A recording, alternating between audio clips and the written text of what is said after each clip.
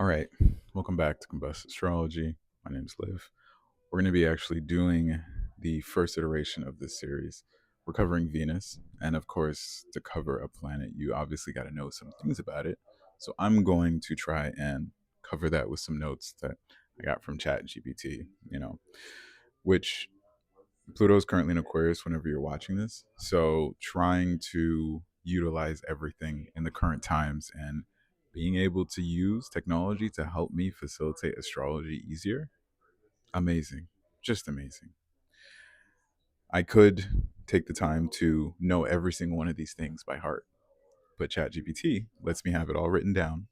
And then that lets me facilitate what I know with astrology just from my experience. Just a little crash course on using the planetary transits to your use. All right. So Venus is in itself the hottest planet besides the sun. That's important to keep in mind, especially when you align that to the values that you're looking for in a natal chart. It retrogrades backwards. And I remember I remember reading about this from an astrologer about how Venus, when it cycles through over the course of the years, it makes this beautiful, like, five-pointed star flower. That just came to my mind. Anyway, so a day is longer than a year on Venus. It takes 243 days to complete a rotation. It's pretty similar to the size of Earth, has no moon or rings, it has sulfuric acid clouds. That's important because I will touch upon that when I talk about how dangerous Venus can be in terms of its desires and why never to cross a Venusian's path.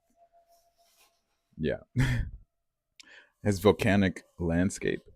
It is the brightest planet in the night sky, and it's named after the goddess of love, Roman goddess of love. Yeah. All right, so let's talk about some other stuff in Venus. It is the planet of love and beauty, as you might know with astrology. Its rulership is Taurus and Libra. It has an exaltation in Pisces, its detriment in Aries and Scorpio because they're Mars. And then it has a fall in Virgo. Venus is ruled by the day Friday. It retrogrades every 18 months. We're about to go through one right now. This is the 1st of March. No, actually, it's the 2nd of March. Yeah, it's the 2nd of March. Um, Venus is important in synastry for harmony and affection through a synastry chart. Venus, besides being love, it also rules money because it's in the second house. So it rules money of yourself, Taurus. And Venus shows itself in the first house with how you want to display yourself. The fifth house, casual, love, romantic desires. The seventh house, in long term relationships. And the 10th, because of the money, outside of the second. And yeah, that's really just a very brief overview of Venus and how it applies in the chart.